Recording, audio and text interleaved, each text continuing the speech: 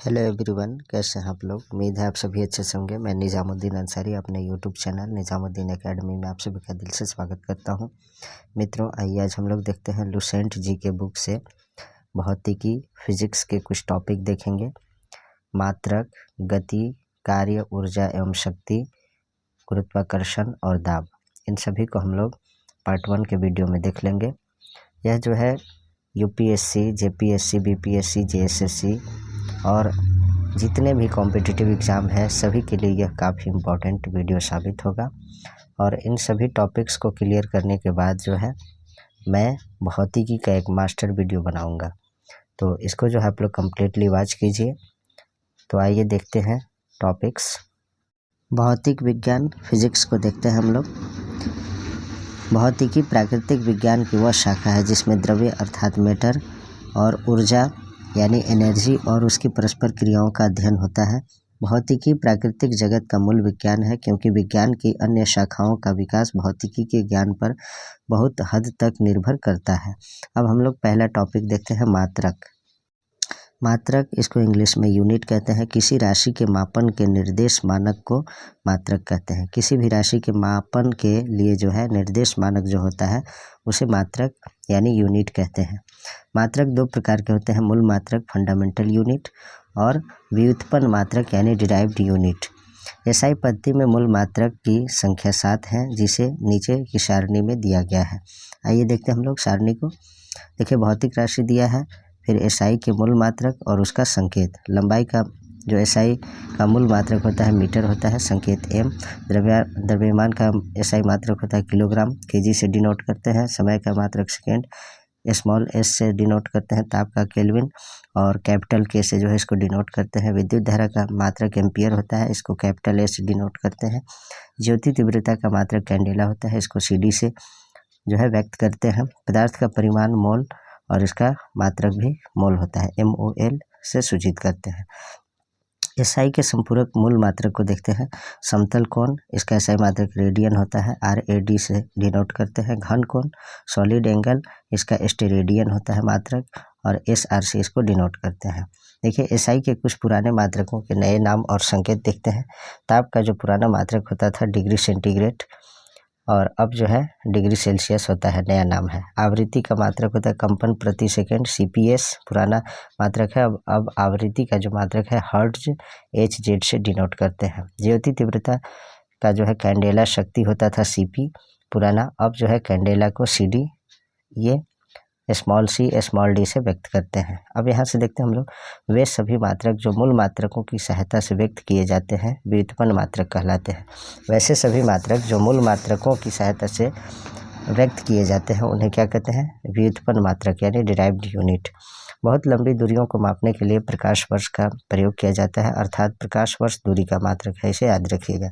एक प्रकाश वर्ष बराबर होता है 9.46 × 10⁻15 मीटर। दूरी मापने की सबसे बड़ी इकाई पारसेक होती है। एक पारसेक बराबर 3.26 प्रकाश वर्ष होता है। 3.08 × 10⁻16 मीटर इसको कह सकते हैं। नेक्स्ट पॉइंट देखते हैं हम लोग। बल की CGS पद्धति में मात्रक डाइन है एवं इसका एसआई मात्रक जो है न्यूटन होता है। 1 न्यूटन बराबर 10⁵ डाइन होता है, इसे याद रखेंगे। कार्य की CGS पद्धति में मात्रक अर्ग है एवं एसआई पद्धति में मात्रक कार्य का जो मात्रक होता है जूल होता है। 1 जूल बराबर 10⁻7 अर्ग होता है।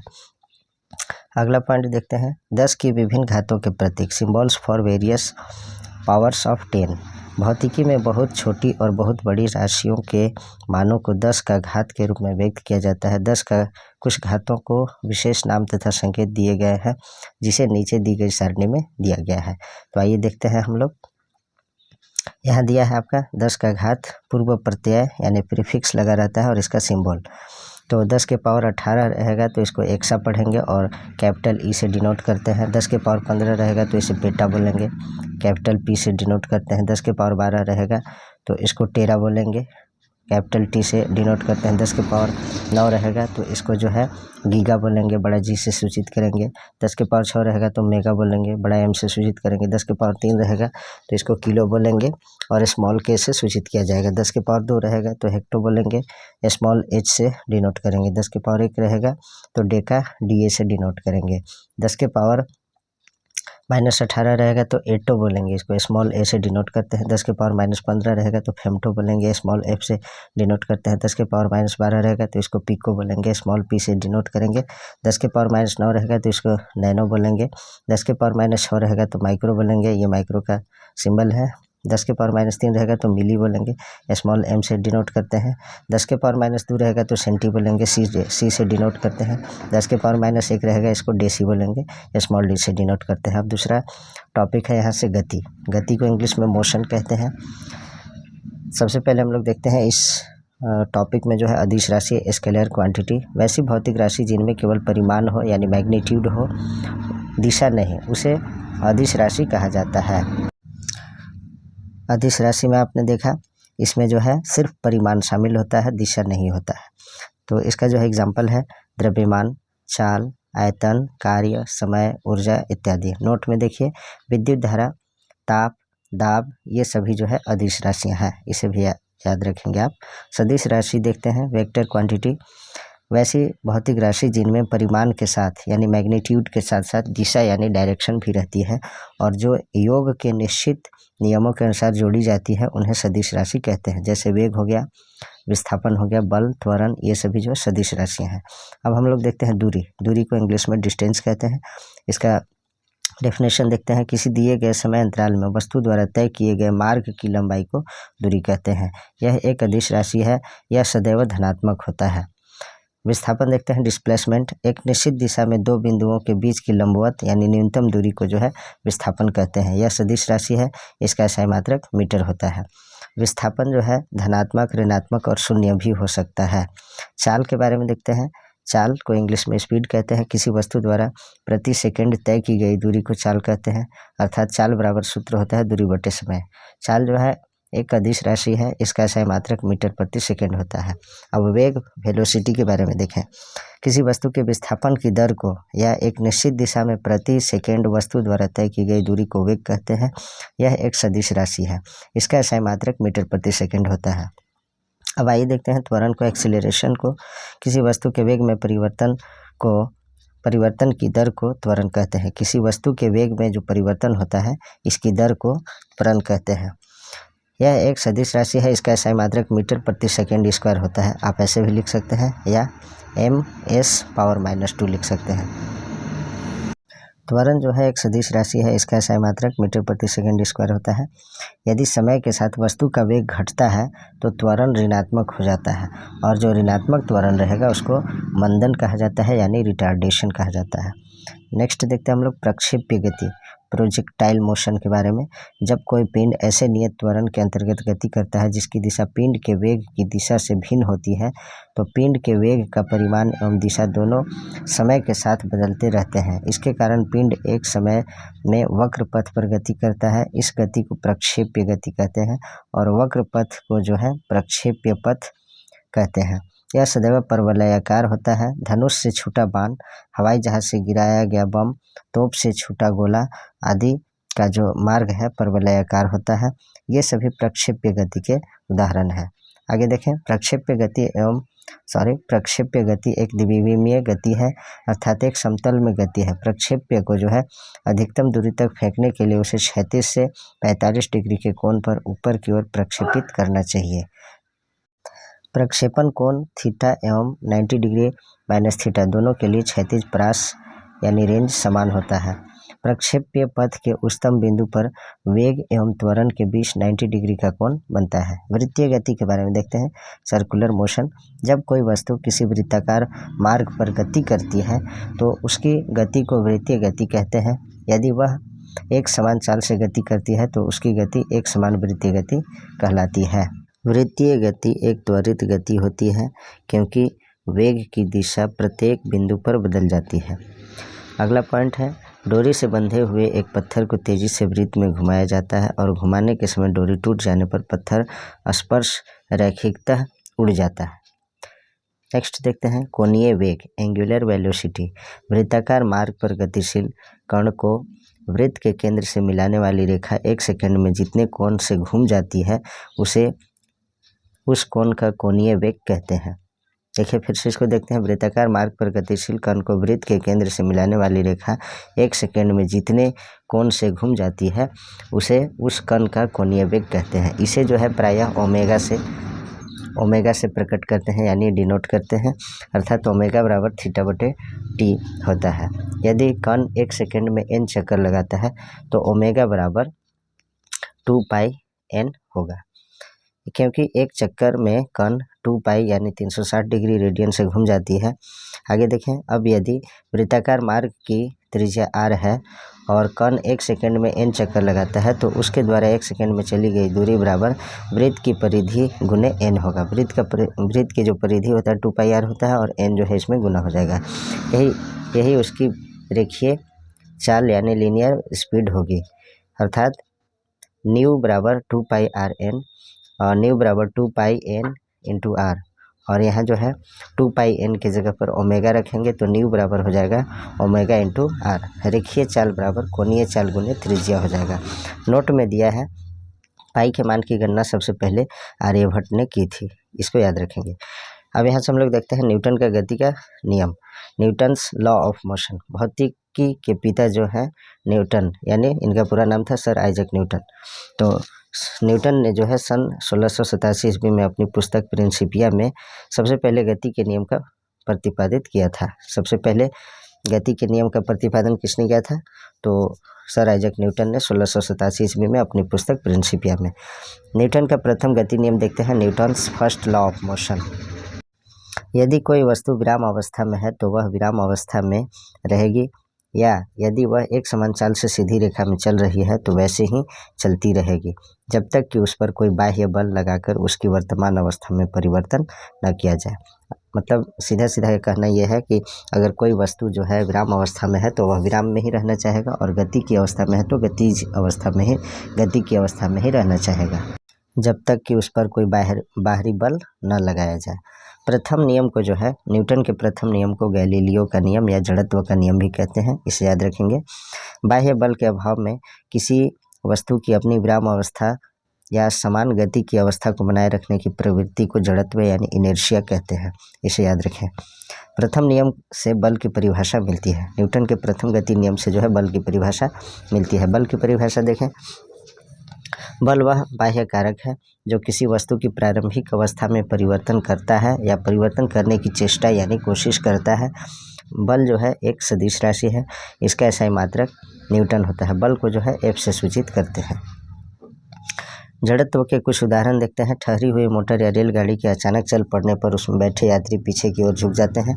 चलती हुई मोटर कार के अचानक रुकने पर जो है उसमें बैठे यात्री आगे की ओर झुक जाते हैं। कंबल को हाथ से पकड़कर डंडे से पीटने पर उसके धूल के कण झड़कर नीचे गिर जाते हैं।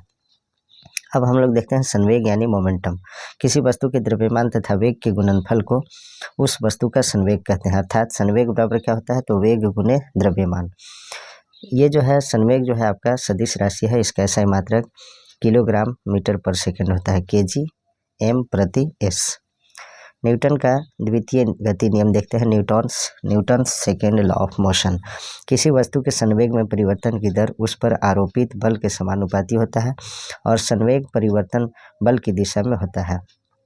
अब यदि आरोपित बल F, बल की दिशा में उत्पन्न त्वरण A एवं वस्तु का द्रव्यमान m हो तो न्यूटन के गति के दूसरे नियम से क्या हो जाएगा? F बराबर ma, अर्थात बल बराबर द्रव्यमान गुने त्वरण हो जाएगा। न्यूटन के दूसरे नियम से बल का व्यंजक प्राप्त होता है। नोट में देख लेते हैं, प्रथम नियम दूसरे नियम का ही अंग है। अब यहाँ हम लोग देखते हैं न्यूटन के तृतीय गति नियम, Newton's third law of motion. प्रत्येक क्रिया के बराबर परंतु विपरीत दिशा में प्रतिक्रिया होती है।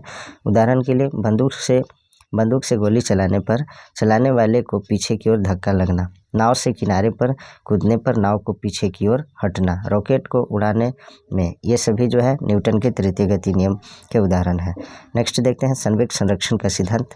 यदि कणों के किसी समूह या निकाय पर कोई बाह्य बल नहीं लग रहा हो तो उस निकाय का कुल संवेग नियत रहता है यानी स्थिर रहता है, अर्थात टक्कर के पहले और बाद का संवेग इक्वल होता है, बराबर होता है। आवेग देखते हैं इम्पल्स। जब कोई बड़ा जब कोई बड़ा बल किसी वस्तु पर थोड़े समय के लिए कार्य करता है तो वह बल तथा समय अंतराल के गुणनफल को उस बल का आवेग कहते हैं।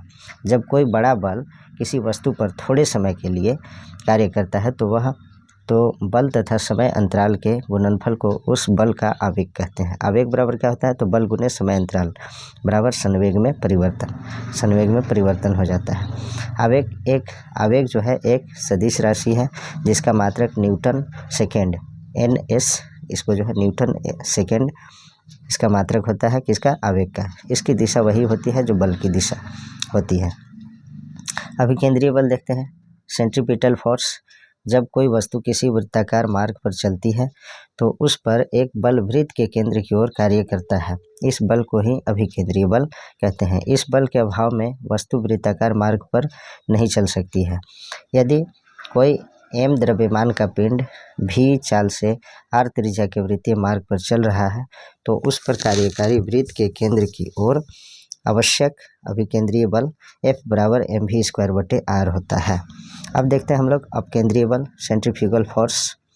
और जड़त्वीय फ्रेम, नॉन इनर्शियल फ्रेम में न्यूटन के नियमों को लागू करने के लिए कुछ ऐसे बलों की कल्पना करनी होती है जिन्हें परिवेश में किसी पिंड से संबंधित नहीं किया जा सकता है। ये बल छद्म बल या जड़त्वीय बल कहलाते हैं। अपकेंद्रीय बल एक ऐसा जड़त्वीय बल या छद्म बल है। इसकी दिशा अभिकेंद्रीय बल के विपरीत दिशा में होती है। कपड़ा सुखाने की मशीन, दूध से मक्खन निकालने की मशीन आदि अपकेंद्रीय बल के सिद्धांत पर कार्य करती है। नोट में देख लेते हैं हम लोग। वृत्तीय पथ पर गतिमान वस्तु पर कार्य करने वाले अभिकेंद्रीय बल की प्रतिक्रिया होती है। जैसे मौत के कुएं में कुएं की दीवार मोटरसाइकिल पर अंदर की ओर क्रिया बल लगाती है, जबकि इसकी प्रतिक्रिया बल मोटरसाइकिल द्वारा कुएं की दीवार पर बाहर की ओर कार्य करता है। कभी कभी बाहर की ओर कार्य करने वाले इस प्रतिक्रिया बल को भ्रमवश अपकेंद्रीय बल कह दिया जाता है, जो बिल्कुल रॉन्ग है, गलत है। नेक्स्ट देखते हैं हम लोग बल आघूर्ण, मोमेंट ऑफ फोर्स। बल द्वारा एक पिंड को एक अक्ष के परितः घुमाने की प्रवृत्ति को बल आघूर्ण कहते हैं। किसी अक्ष के परितः एक बल का बल आघूर्ण उस बल के परिमाण तथा अक्ष से बल की क्रिया रेखा के बीच की लंबवत दूरी के गुणनफल के बराबर होता है। अर्थात बल आघूर्ण T बराबर क्या होता है? बल गुने आघूर्ण भुजा। यह जो है सदिश राशि है, इसका मात्रक न्यूटन मीटर होता है। सरल मशीन, सिंपल मशीन को देखते हैं। यह बल आघूर्ण के सिद्धांत पर कार्य करती है। सरल मशीन एक ऐसी युक्ति है जिसमें किसी सुविधाजनक बिंदु पर बल लगाकर किसी अन्य बिंदु पर रखे हुए भार को उठाया जाता है, जैसे उत्तोलक, घिरनी, आनत तल, स्क्रू, जैक आदि। उत्तोलक लीवर के बारे में देखते हैं। उत्तोलक एक सीधी या टेढ़ी दृढ़ छड़ होती है जो निश्चित बिंदु के चारों ओर स्वतंत्रता पूर्वक घूम सकती है। उत्तोलक में 3 बिंदु होते हैं। पहला होता है आलंब फलक्रम। जिस निश्चित बिंदु के चारों ओर उत्तोलक की छड़ स्वतंत्रता पूर्वक घूम सकती है उसे आलंब कहते हैं। दूसरा होता है आयास एफर्ट। उत्तोलक को उपयोग में लाने के लिए उस पर जो बल लगाया जाता है उसे आयास यानी एफर्ट कहते हैं। भार होता है लोड। तीसरा में उत्तोलक के द्वारा जो बोझ उठाया जाता है अथवा रुकावट हटाई जाती है उसे भार अर्थात लोड कहते हैं। उत्तोलक के प्रकार देखते हैं। उत्तोलक जो है 3 प्रकार के होते हैं। पहला है प्रथम श्रेणी का उत्तोलक। इस वर्ग के उत्तोलकों में आलंब यानी F आयास E तथा भार W के बीच में स्थित होता है। इस प्रकार के उत्तोलकों में यांत्रिक लाभ 1 से अधिक, 1 के बराबर तथा 1 से कम भी हो सकता है। इसके उदाहरण है कैंची, पिलास जो होता है नट बोल्ट कसने खोलने वाला, सिडासी, सड़सी जिसको बोलते हैं, कील उखाड़ने की मशीन, शीश, झूला, साइकिल का ब्रेक, हैंडपंप, ये सभी जो प्रथम श्रेणी के उत्तोलक हैं। नेक्स्ट देखते हैं हम लोग द्वितीय श्रेणी का उत्तोलक। इस वर्ग के उत्तोलक में आलंब F व आयास E के बीच भार W होता है। इस प्रकार के उत्तोलकों में यांत्रिक लाभ सदैव 1 से अधिक होता है। इसके उदाहरण है सरौता, जो कसैली वगैरह जो सुपारी काटते हैं पान दुकान में, सरौता उसको बोलते हैं। नींबू निचोड़ने की मशीन, ये जो है द्वितीय श्रेणी के उत्तोलक है। एक पहिए की कूड़ा ढोने की गाड़ी, ये सभी जो है द्वितीय द्वितीय श्रेणी का उत्तोलक है। तृतीय श्रेणी के उत्तोलक को देखते हैं। इस वर्ग के उत्तोलकों में आलम्ब F, भार W के बीच में आयास E होता है। इसका यांत्रिक लाभ सदैव 1 से कम होता है। उदाहरण चिमटा, मनुष्य का हाथ। ये जो है तृतीय श्रेणी के उत्तोलक का उदाहरण है। अब हम लोग देखते हैं गुरुत्व केंद्र, सेंटर ऑफ ग्रेविटी। किसी वस्तु का गुरुत्व केंद्र वह बिंदु है जहां वस्तु का समस्त भार कार्य करता है, चाहे वस्तु जिस स्थिति में रखी जाए। वस्तु का भार गुरुत्व केंद्र से ठीक नीचे की ओर कार्य करता है, अतः गुरुत्व केंद्र पर वस्तु के भार के बराबर ऊपरमुखी बल लगाकर हम वस्तु को संतुलित रख सकते हैं। संतुलन के प्रकार। संतुलन 3 प्रकार के होते हैं, अस्थायी, अस्थायी तथा उदासीन। अस्थायी संतुलन देखते हैं, स्टेबल इक्विलिब्रियम। यदि किसी वस्तु को उसकी संतुलन स्थिति से थोड़ा विस्थापित किया जाए और बल हटाते ही पुनः वह पूर्व स्थिति में आ जाए तो ऐसे संतुलन को जो है अस्थायी संतुलन कहते हैं। दूसरा है अस्थायी संतुलन, अनस्टेबल इक्विलिब्रियम। यदि किसी वस्तु को उसकी संतुलनावस्था से थोड़ा सा विस्थापित करके छोड़ने पर वह पुनः संतुलन की अवस्था में न आए तो इसे अस्थायी संतुलन कहते हैं। तीसरा है उदासीन संतुलन, न्यूट्रल इक्विलिब्रियम। यदि वस्तु को संतुलन की स्थिति से थोड़ा सा विस्थापित करने पर उसका गुरुत्व केंद्र G उसी ऊंचाई पर बना रहता है तथा छोड़ देने पर वस्तु अपनी नई स्थिति में संतुलित हो जाती है तो उसका संतुलन उदासीन कहलाता है। अस्थायी संतुलन की शर्तें देखते हैं।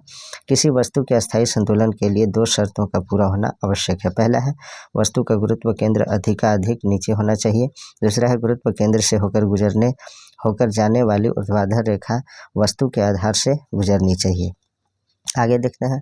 अब यहाँ जो है टॉपिक है आपका कार्य, ऊर्जा एवं शक्ति। तीसरा टॉपिक में आ गए हम लोग।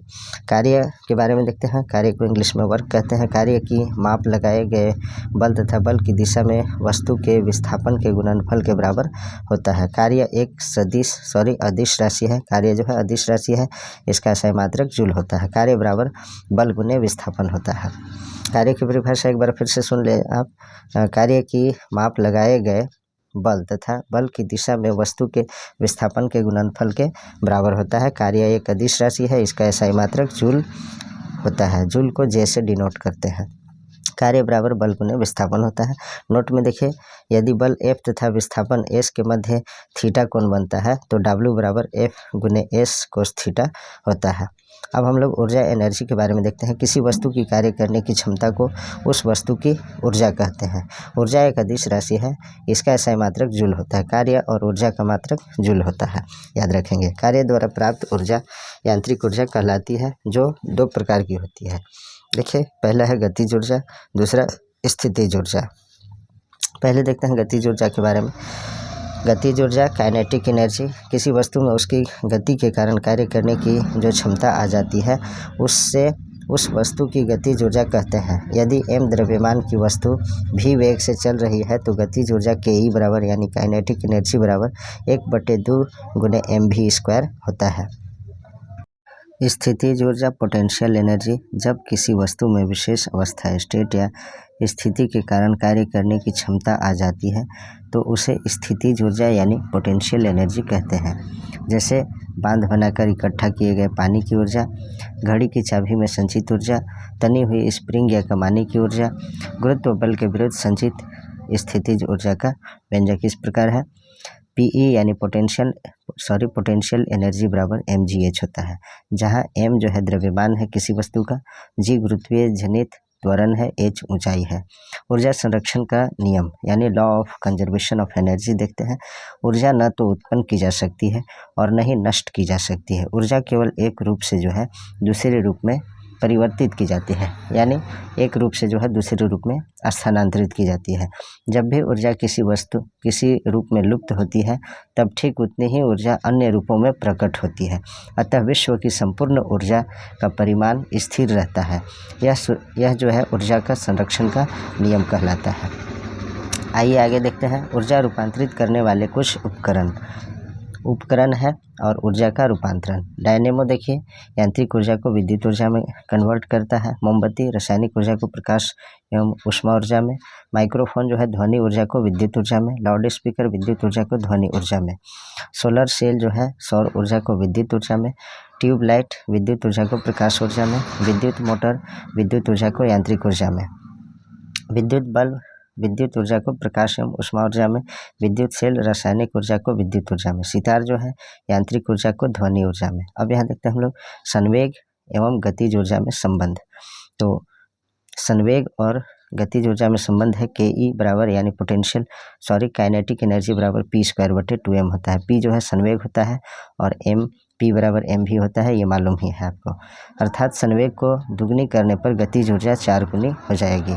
मित्रों, इसमें जो है ज़्यादा एक्सप्लेन करने की आवश्यकता नहीं है, क्योंकि लुसेंट जो है काफ़ी इम्पोर्टेंट बुक है, और ये बुक ही नहीं बल्कि एक बहुत ही बेहतरीन नोट्स है।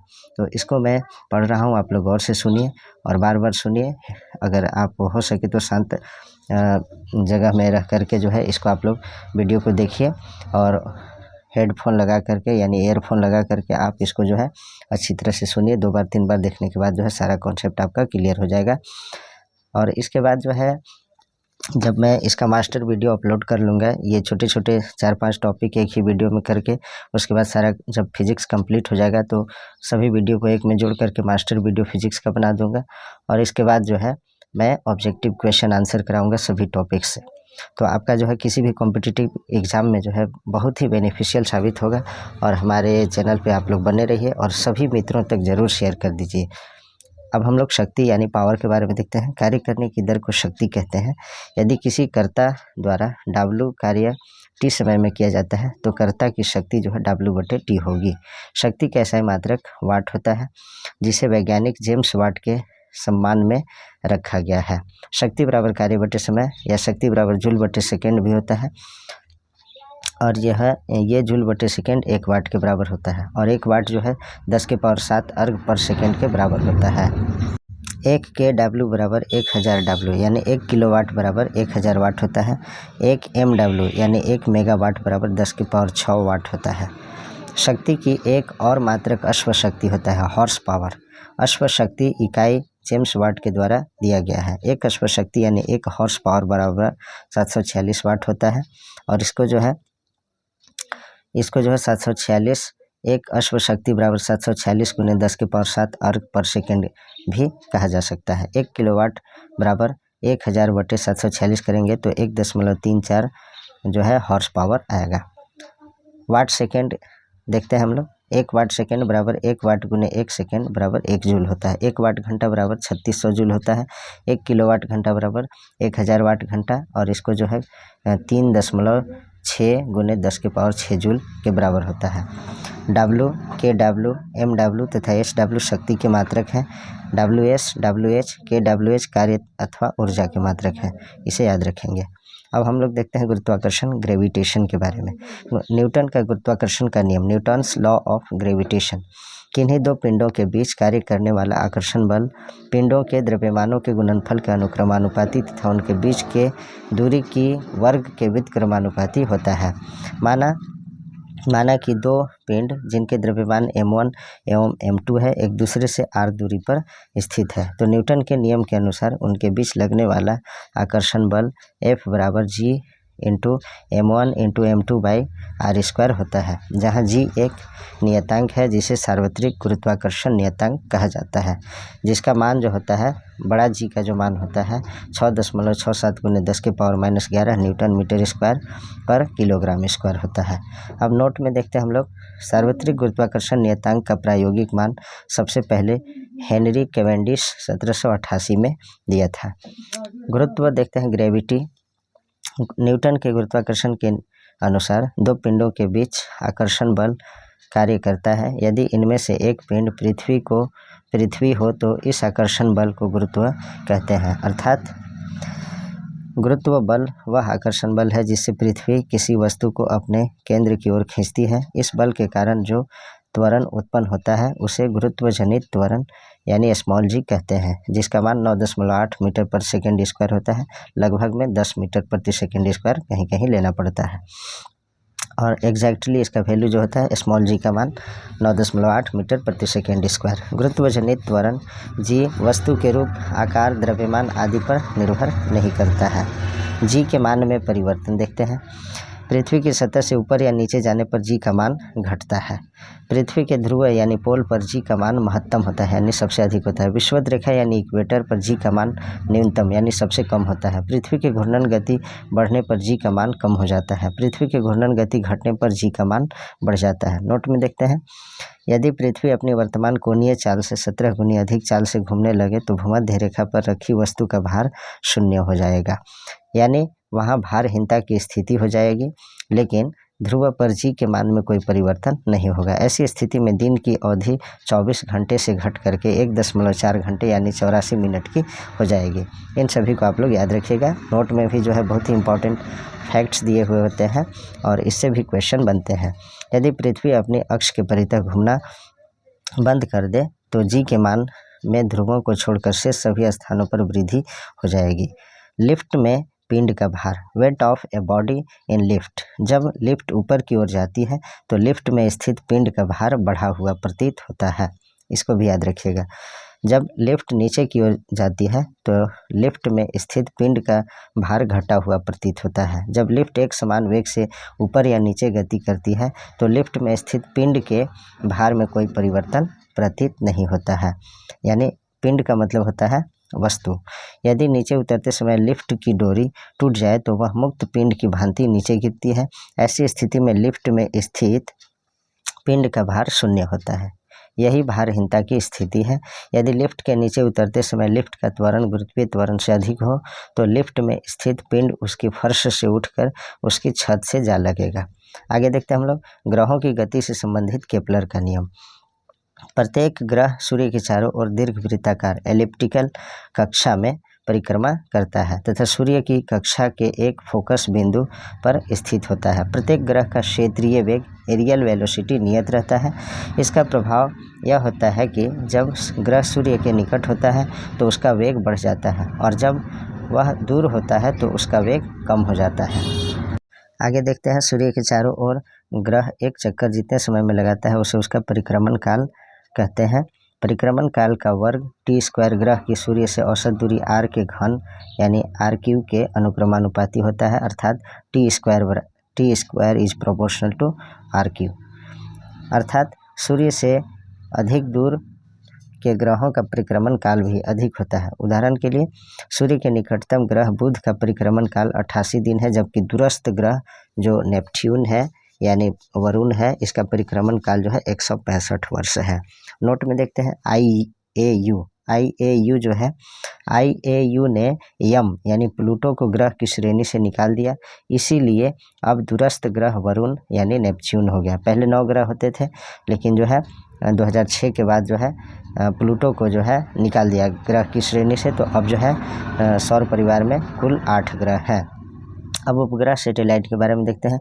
किसी ग्रह के चारों ओर परिक्रमा करने वाले पिंड को उस ग्रह का उपग्रह कहलाता है। जैसे चंद्रमा पृथ्वी का जो है एकमात्र उपग्रह है। उपग्रह का कक्षीय चाल orbital speed of A satellite देखते हैं।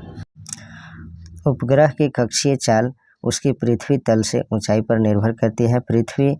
उपग्रह पृथ्वी तल से जितना अधिक दूर होगा उतनी ही उसकी चाल कम होगी। फिर से एक बार देखते हैं, उपग्रह की कक्षीय चाल उसकी पृथ्वी तल से ऊंचाई पर निर्भर करती है। उपग्रह पृथ्वी तल से जितना अधिक दूर होगा उतनी ही उसकी चाल कम होगी। दूसरा है, उपग्रह की कक्षीय चाल उसके द्रव्यमान पर निर्भर नहीं करती है। एक ही त्रिज्या के कक्षा में भिन्न भिन्न द्रव्यमानों के उपग्रहों की चाल समान होगी। नोट में देखते हैं, पृथ्वी तल के अति निकट चक्कर लगाने वाले उपग्रह की कक्षीय चाल लगभग 8 किलोमीटर पर सेकेंड होता है। उपग्रह का परिक्रमण काल देखते हैं, period of revolution of A satellite. उपग्रह अपनी कक्षा में पृथ्वी का एक चक्कर जितने समय में लगाता है उसे उसका परिक्रमण काल कहते हैं। अतः परिक्रमण काल बराबर कक्षा की परिधि बटे कक्षीय चाल होता है। आगे देखें, उपग्रह का परिक्रमण काल भी केवल उसकी पृथ्वी तल से ऊंचाई पर निर्भर करता है और उपग्रह जितना अधिक दूर होता है उतना ही अधिक उसका परिक्रमण काल होता है। दूसरा है, उपग्रह का परिक्रमण काल उसके द्रव्यमान पर निर्भर नहीं करता है। नोट में देखते हैं, पृथ्वी के अति निकट चक्कर लगाने वाले उपग्रह का परिक्रमण काल 1 घंटा 24 मिनट होता है। अब देखते हैं हम लोग भू अस्थायी उपग्रह जियो स्टेशनरी सैटेलाइट। ऐसा उपग्रह जो पृथ्वी के अक्ष के लंबवत तल में पश्चिम से पूर्व की ओर पृथ्वी की परिक्रमा करता है तथा जिसका परिक्रमण काल पृथ्वी के परिक्रमण काल 24 घंटे के बराबर होता है, भू-अस्थायी उपग्रह कहलाता है। यह उपग्रह पृथ्वी तल से लगभग 36,000 किलोमीटर की ऊंचाई पर रहकर पृथ्वी का परिक्रमण करता है। भूतुल्यकालिक जो है कक्षा में संचार उपग्रह स्थापित करने की संभावना सबसे पहले जो है आर्थर सी क्लार्क ने व्यक्त की थी। इस सेंटेंस को फिर से हम लोग रिपीट करते हैं। भूतुल्यकालिक जियो सिंक्रोनस कक्षा में संचार उपग्रह स्थापित करने की संभावना सबसे पहले आर्थर सी क्लार्क ने व्यक्त की थी। प्लायन वेग देखते हैं, एस्केप वेलोसिटी। प्लायन वेग वह न्यूनतम वेग है जिससे किसी पिंड को पृथ्वी की सतह से ऊपर की ओर फेंके जाने पर वह गुरुत्वीय क्षेत्र को पार कर जाता है, पृथ्वी पर वापस नहीं आता। पृथ्वी के लिए प्लायन वेग जो है 11.2 किलोमीटर पर सेकेंड है। अगर इस वेग से यानी 11.2 किलोमीटर प्रति सेकेंड के वेग से अगर किसी वस्तु को अंतरिक्ष में फेंक दिया जाए तो फिर वह वापस नहीं आएगा। अर्थात पृथ्वी तल से किसी वस्तु को 11.2 किलोमीटर पर सेकेंड या इससे अधिक वेग से ऊपर किसी भी दिशा में फेंक दिए जाए तो वस्तु फिर पृथ्वी तल पर वापस नहीं आएगा। उपग्रह के लिए कक्षीय वेग जो है v0 बराबर √GRE तथा पृथ्वी तल से प्लायन वेग VE बराबर √2GRE, अतः VE बराबर √2V0 अर्थात पलायन वेग कक्षीय वेग का √2 गुना होता है। इसलिए यदि किसी उपग्रह का कक्षीय वेग को √2 गुना अर्थात 41% बढ़ा दिया जाए तो वह उपग्रह अपनी कक्षा को छोड़कर पलायन कर जाएगा, यानी दोबारा वापस नहीं आएगा। अब हम लोग देखते हैं दाब। ये जो है 5 नंबर टॉपिक है दाब, प्रेशर। किसी सतह के एकांक यानी इकाई क्षेत्रफल पर लगने वाले बल को दाब कहते हैं। किसी सतह के एकांक क्षेत्रफल मतलब इकाई क्षेत्रफल पर लगने वाले बल को जो है दाब यानी प्रेशर कहते हैं। दाब P बराबर F/A यानी दाब बराबर जो होता है पृष्ठ के लंबवत बल बटे पृष्ठ का क्षेत्रफल। दाब का SI मात्रक न्यूटन पर मीटर स्क्वायर होता है, अर्थात इसे पास्कल भी कहते हैं। दाब एक अदिश राशि है। वायुमंडलीय दाब एटमॉस्फेरिक प्रेशर के बारे में देखते हैं। सामान्यतः वायुमंडलीय दाब वह दाब होता है जो पारे के 46 सेंटीमीटर लंबे कॉलम के द्वारा 0 डिग्री सेंटीग्रेड पर 45 डिग्री अक्षांश पर समुद्र तल पर लगाया जाता है। यह 1 वर्ग सेंटीमीटर अनुप्रस्थ काट वाले पारे के 76 सेंटीमीटर लंबे कॉलम के भार के बराबर होता है। वायुमंडलीय दाब का SI मात्रक बार होता है। 1 बार बराबर 10 के पावर 5 न्यूटन पर मीटर स्क्वायर होता है। नेक्स्ट पॉइंट देखते हैं। वायुमंडलीय दाब 10 के पावर 5 न्यूटन पर मीटर स्क्वायर अर्थात 1 बार के बराबर होता है। पृथ्वी की सतह से ऊपर जाने पर वायुमंडलीय दाब कम हो जाता है। देखिए, पृथ्वी से जब हम लोग ऊपर जाते हैं तो वायुमंडलीय दाब जो है कम होते जाता है, जिसके कारण पहाड़ों पर खाना बनाने में कठिनाई होती है। दूसरा, वायुयान में बैठे यात्री के फाउंटेन पेन से स्याही रिस जाती है। नेक्स्ट पॉइंट देखते हैं। वायुमंडलीय दाब को बैरोमीटर से मापा जाता है। ये काफ़ी इंपॉर्टेंट है। वायुमंडलीय दाब को बैरोमीटर से मापा जाता है। इसकी सहायता से मौसम संबंधी पूर्वानुमान भी लगाया जाता है। बैरोमीटर का पाठ्यांक जब एकाएक नीचे गिरता है तो आंधी आने की संभावना होती है। देखिए, बैरोमीटर जो है इसका पाठ्यांक जब अचानक नीचे गिर जाता है तो आंधी तूफान आने की संभावना होती है। बैरोमीटर का पाठ्यांक जब धीरे धीरे नीचे गिरता है तो वर्षा होने की संभावना होती है। और बैरोमीटर का पाठ्यांक जब धीरे धीरे ऊपर चढ़ता है तो दिन जो है साफ रहने की पॉसिबिलिटी यानी संभावना होती है। द्रव में दाब, प्रेशर इन लिक्विड। द्रव के अणुओं द्वारा बर्तन की दीवार अथवा तली के प्रति इकाई क्षेत्रफल पर लगने वाले बल को द्रव का दाब कहते हैं। द्रव के अंदर किसी बिंदु पर द्रव के कारण दाब द्रव की सतह से उस बिंदु की गहराई h, द्रव के घनत्व d तथा गुरुत्वीय त्वरण g के गुणनफल के बराबर होता है। अर्थात दाब P बराबर जो होता है h गुने d गुने g। द्रवों में दाब के नियम के बारे में देखिए। स्थिर द्रव में एक ही क्षैतिज तल में स्थित सभी बिंदुओं पर दाब समान होता है। स्थिर द्रव के भीतर किसी बिंदु पर दाब प्रत्येक दिशा में बराबर होता है। फिर है तीसरा में, द्रव के भीतर किसी बिंदु पर दाब स्वतंत्र तल से बिंदु की गहराई के अनुक्रमानुपाती होता है। 4 नंबर है, किसी बिंदु पर द्रव का दाब द्रव के घनत्व पर निर्भर करता है। घनत्व अधिक होने पर दाब भी अधिक होता है। द्रव दाब संबंधी पास्कल का नियम देखें। पास्कल के नियम का प्रथम कथन है, यदि गुरुत्वीय प्रभाव को नगण्य यानी नहीं के बराबर माना जाए तो संतुलन की अवस्था में द्रव के भीतर प्रत्येक बिंदु पर दबाव समान होता है। नेक्स्ट है, पास्कल के नियम का द्वितीय कथन जो है, किसी बर्तन में बंद द्रव के किसी भाग पर आरोपित बल द्रव द्वारा सभी दिशाओं में समान परिमाण में संचरित कर दिया जाता है। पास्कल के नियम पर आधारित कुछ यंत्र हैं: hydraulic lift, hydraulic press, hydraulic brake. द्रव का दाब उस पात्र के, पात्र मतलब बर्तन, द्रव का दाब उस पात्र के आकार यानी आकृति पर निर्भर नहीं करता है जिसमें द्रव रखा जाता है। गलनांक तथा क्वथनांक पर दाब का प्रभाव, effect of pressure on melting point and boiling point. देखते हैं हम लोग गलनांक पर प्रभाव।